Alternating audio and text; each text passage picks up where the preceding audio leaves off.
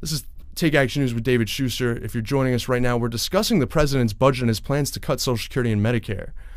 And, you know, I should just say that I had a very interesting experience this past week because the argument that I'm making of healthcare substitution was essentially something that former baseball star José Canseco admitted to me on Twitter that he understood.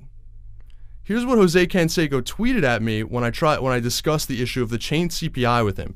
Again, José Canseco was a star baseball player for the Oakland Athletics for many years, and it was believed that he was using steroids, and he later admitted to it and wrote a tell-all book about it, exposing the hypocrisy of the major leagues and really railing against the establishment for creating conditions and incentives where baseball players were allowed to use steroids.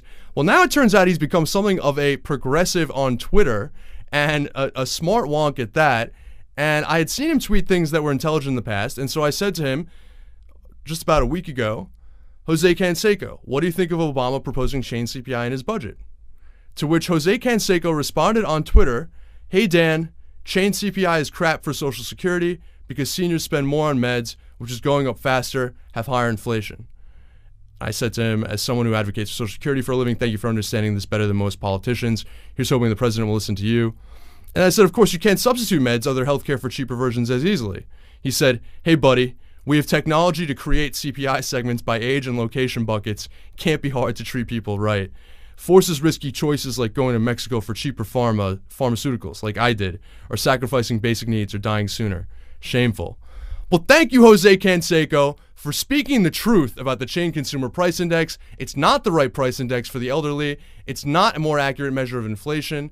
And it is a huge, tremendous benefit cut. And of course, I was giving the annual cuts before, but the cumulative cuts are even larger. At age 75, it would amount to close to a $5,000 cumulative cut, 85, $14,000 cumulative cut, and 95, $28,000 cumulative cut.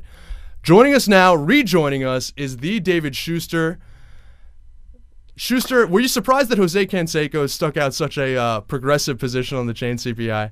I'm not surprised in that José Canseco has been doing a lot of reading since he left Major League Baseball and got off the juice. So José Canseco is making something of an activist of himself. So it's good to have him involved. And you know what, Daniel? Because of some of our technical issues, we owe some time in this show to a couple other issues we want to talk about, including the families from Connecticut who came down from Sandy Hook Elementary School and did an amazing lobbying job on gun control. And so I'm going to ask that we take a break a little bit sooner than we normally do. We'll allow a little more time for Cliff Schechter on the other side. Folks, you're listening and watching, some of you, to Take Action News on WEAC Radio.